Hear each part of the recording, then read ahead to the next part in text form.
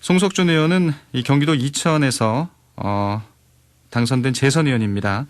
지금 국민의힘 내에 이 부동산 시장 정상화 특별위원장을 맡고 있고요. 예, 전화 연결돼 있습니다. 송석준 의원님 안녕하세요. 예, 안녕하세요. 예, 반갑습니다. 먼저 이제 국정감사 끝났는데 예. 이 국감 우수위원으로 선정이 되셨더라고요. 아, 그래, 예. 예, 축하드립니다. 예, 고맙습니다. 예, 아무래도 전공이 또 부동산 관련된 분야이기 때문에 그런 게 아닌가 생각도 들고요. 어떠신가요?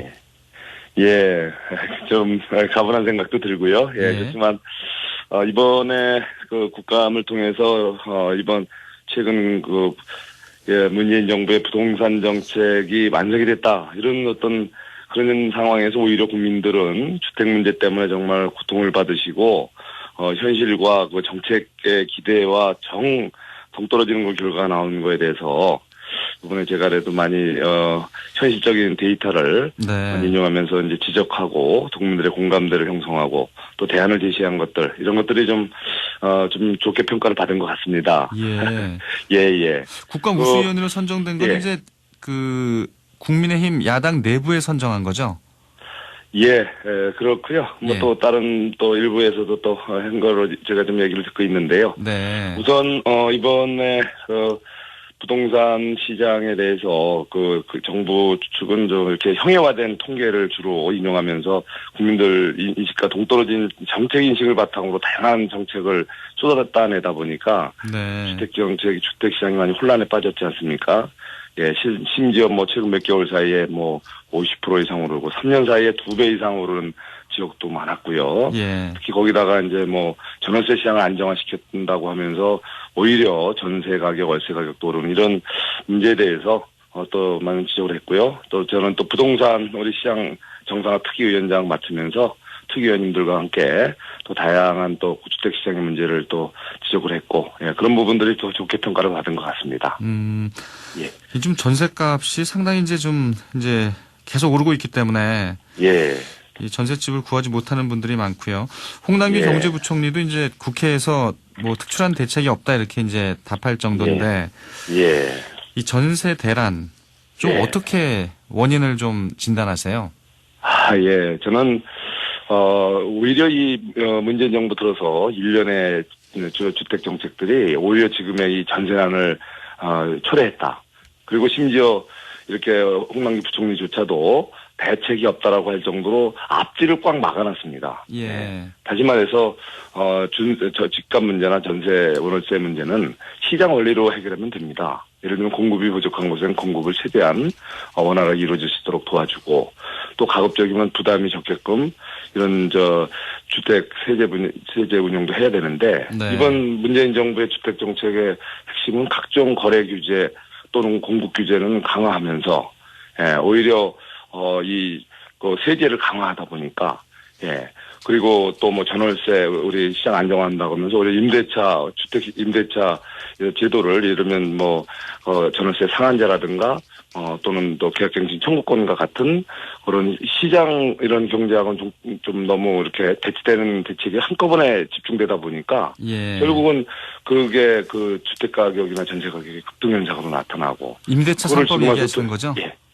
이게 종합적으로 연결되어 있는 겁니다. 이게 어느 한 대책 때문이 아니고 그 세제가 강화되고 거래 규제 그리고 전월세 시장 규제가 강화되다 보니까 꽉 막히다 보니까 빼도 박도 못하는 그런 상황이 거기에다 더 심각한 거는요.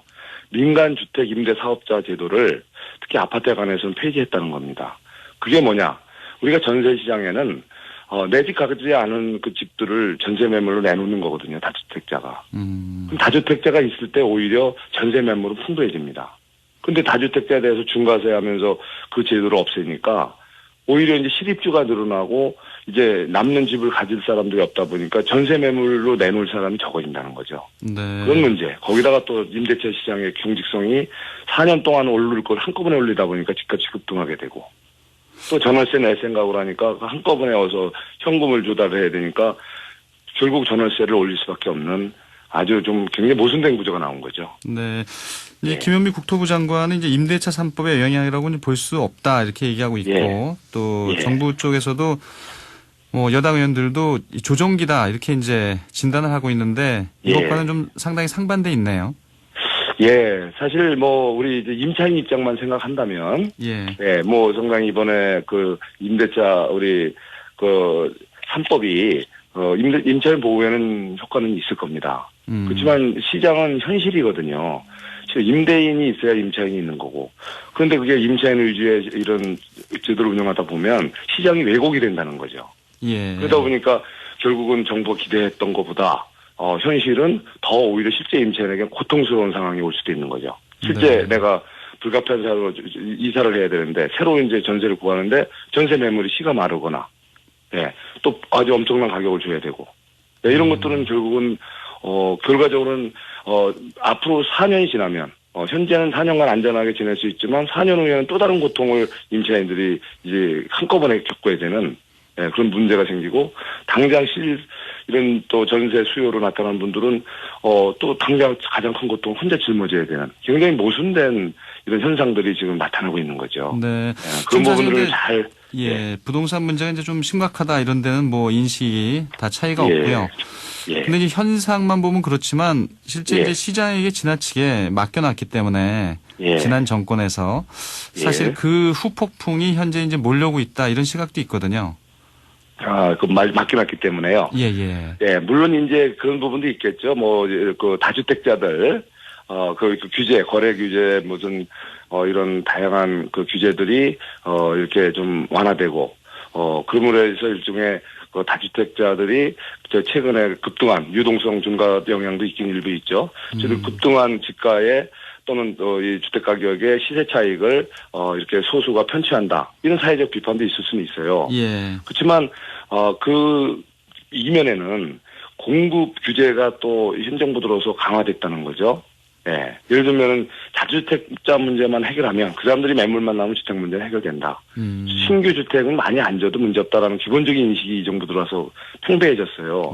그건 아닙니다. 주택은 자연적으로 이렇게 또 그 멸실되는 부분도 있기 때문에 안정적으로 주택이 부족한 곳에 얼마든지 공급을 해가겠다라는 그런 정부의 정책 기조가 보여야 이렇게 주택 가격이 급등하겠다는 이런 기대를 안 하는데, 이게 이 정부 들어서는 그런 공급 규제까지도 좀 강화되는 그런 경향이 있다 보니까 결국은 이게 거래 규제도 풀어주고 공급 규제도 같이 풀어주면 이렇게 급등 현상이 있을 수가 없습니다. 앞으로 집이 많아지는데 아무리 누가 올려고 해도 옆에 빈집이 있는데 오를 수가 없거든요.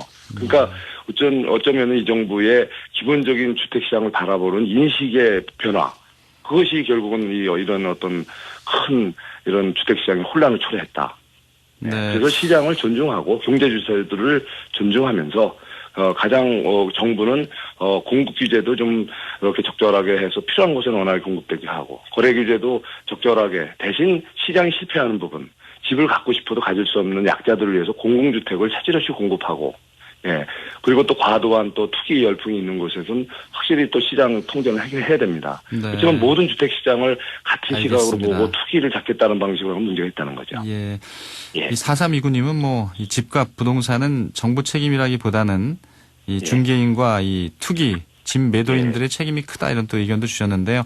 아무튼 이 정부의 바라보는 부동산을 바라보는 정부의 시각에 좀 문제가 있다. 근본적으로 이런 지적을 해주셨는데 정부가 이제 그 공시지가 현실화 이 로드맵을 내놨잖아요. 이제 앞으로 이제 시세의 한 90%까지 현실화하겠다는 건데 이건 좀 어떻게 평가하세요? 저는 뭐 어차피 그 공시지가가 각종 조세나 이런 그 부담금의 그 기초가 된다는 의미에서 그거는 이렇게 좀 형평성 있고 또 실거래가를 제대로 균형 있게 맞춰주는 건 필요하다고 봅니다. 다만 이것이 그 부담금과 조세의 그 기초가 되기 때문에 현재의 총 조세 부담금의 수준이 적정한지 아닌지를 보고 그것이 잘못된 부분을 이렇게 단계적으로 고쳐가야 되는데, 한꺼번에 이것을 일시에 앞으로 물론 10년 내지 15년 그 목표로 뭐 190불에 가깝게 올린다고 하지만 그것이 예를 들면 일시에 이렇게 급등을 하다 보면 국민들이 감당할 수 없는 부담 수준이 온다는 거죠. 그래서 그거는 전체적인 조세 부담 수준을 좀 고려하면서 현실에 맞게 단계적으로 올려서 현실화하고, 필요하다면 이거 올린 만큼 세율을 낮춰준다든가 그런 식으로 좀 현실적인 미세 조정이 필요한데, 일방적으로 오히려 이번 부동산 세제를 강화 대폭 강화하면서 또 그 기초가 되는 과표가 되는 그 공시지가까지 같이 올린다고 하니까 이거는 너무나 모순되고 일시에 세금 폭탄이라는 말이 나올 정도가 되는 겁니다. 재산세 기준은 낮췄잖아요. 재산세 기준을요? 예. 이제 9억 원에서 이제 6억 원. 예. 그 부분은 좀 어떻게 보세요, 그러면? 예, 이게 지금 그러면 이분들이 주택 그러니까 일시적으로 과표를 올리면서 공시지가를 인상하면서 조세 부담을 일부에 대해서는 이제 완화해주겠다고 하는데 예. 6억 미만의 1가구 1주택 소유자에게 대해서만 완화해주겠다는 거 아닙니까? 재산세 50%를.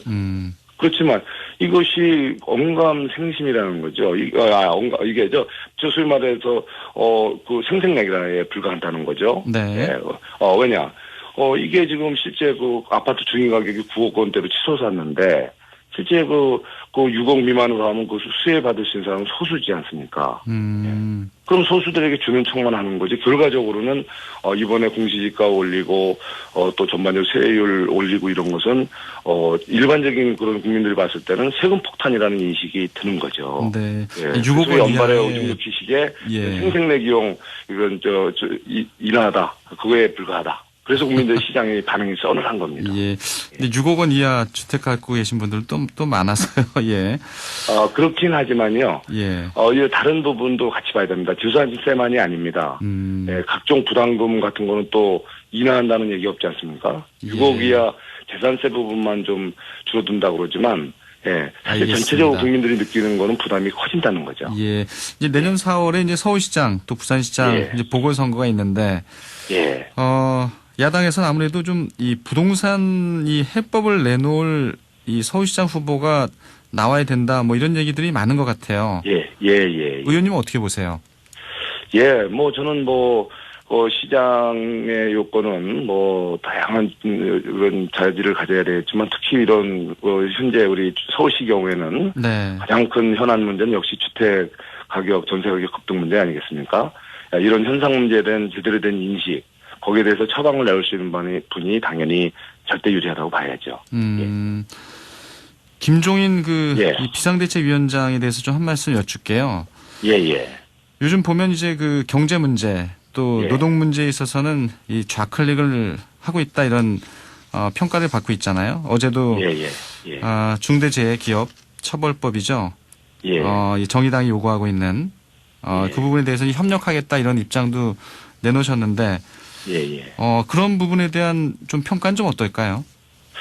예, 저는 우리 김종인 비대위원장님의 우리 일부 에서 그 정체성 논란에 상당히 곤혹스러운 측면도 있지만 네.